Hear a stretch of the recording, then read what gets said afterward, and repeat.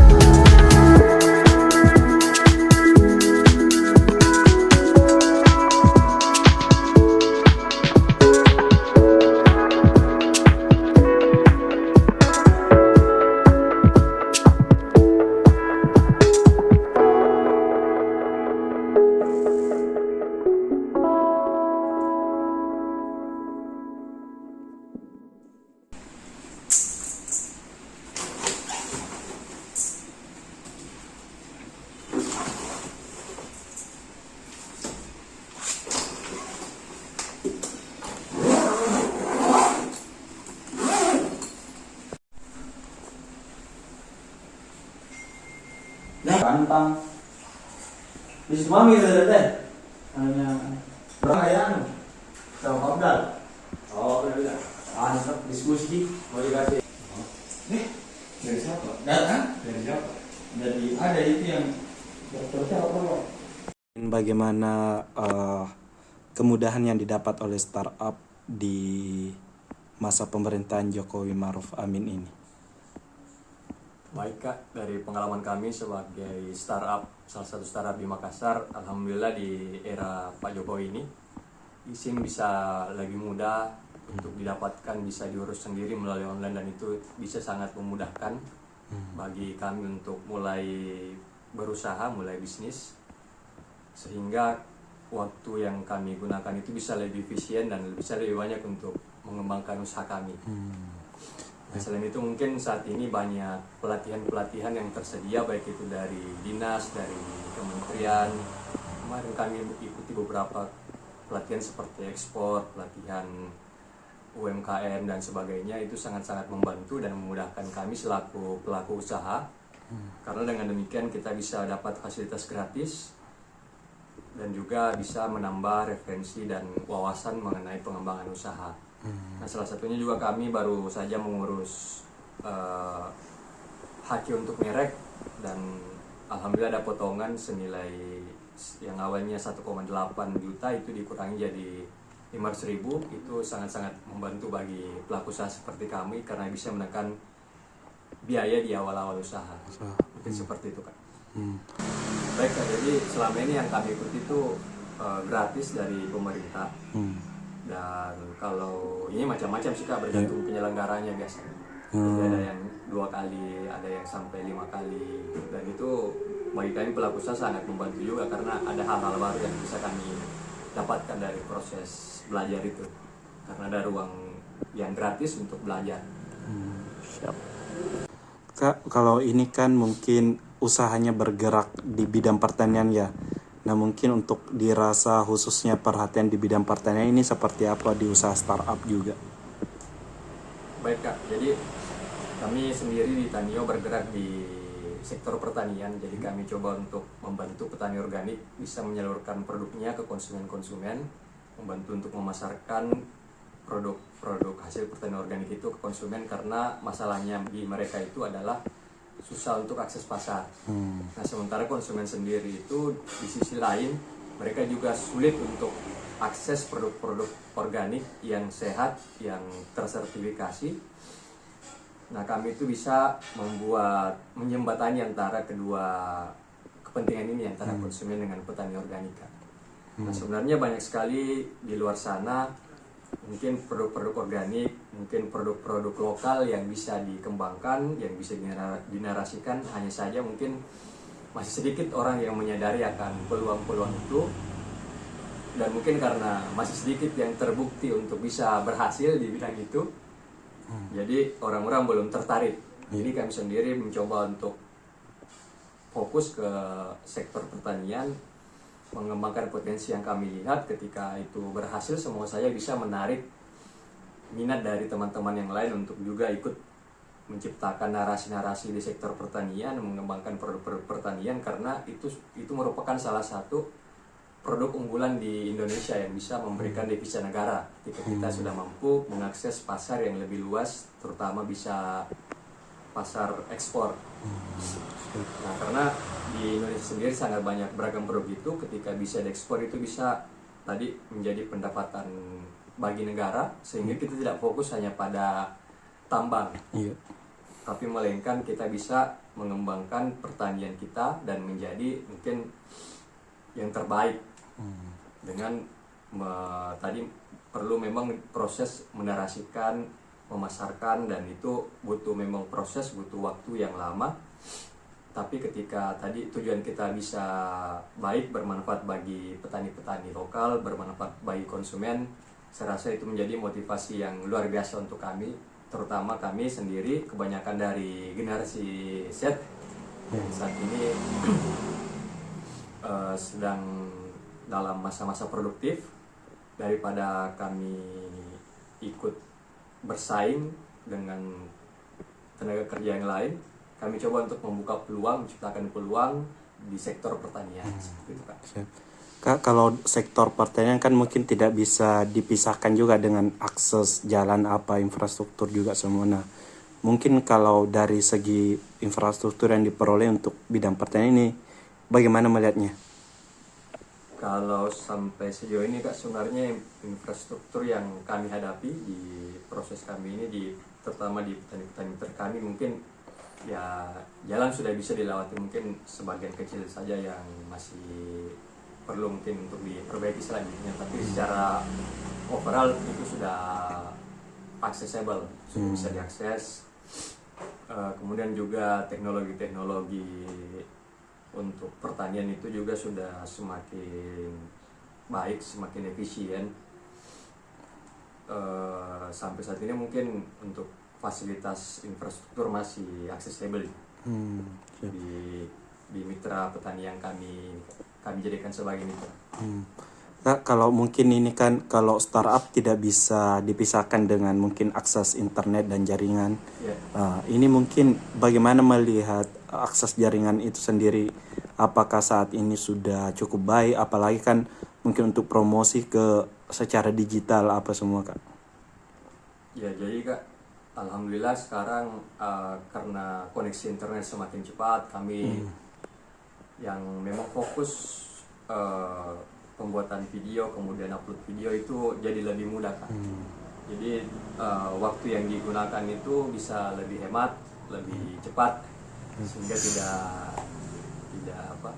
tidak bikin sakit kepala untuk menunggu.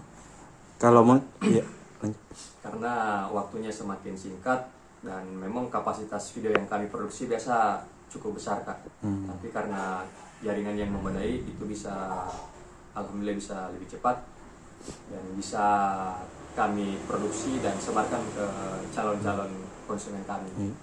Ini mungkin kalau dari dampak kemudahan internet sekarang ini apakah pemasarannya lebih mudah atau bagaimana? Ya, Kak, jadi kami lihat peluang besar sebenarnya di era internet ini karena orang sudah semakin mudah untuk memilih produk, semakin mudah untuk memesan produk. Jadi mereka bisa langsung pesan, kami jelaskan keunggulan produk kami, jika tertarik langsung pesan, kemudian bisa kami antarkan secara langsung. Jadi itu sendiri bisa menghemat biaya kami sehingga kami tidak perlu ada toko fisik. Kami cukup perlu gudang, kemudian ada beberapa kurir untuk mengantar. Jadi mereka pesan, diantarkan sorenya, seperti itu, Kak. Jadi prosesnya lebih mudah ya untuk konsumen. Kami juga selaku pelaku usaha bisa lebih mudah dan bisa menghemat biaya. Kak, download Tribun X sekarang, menghadirkan lokal menjadi Indonesia.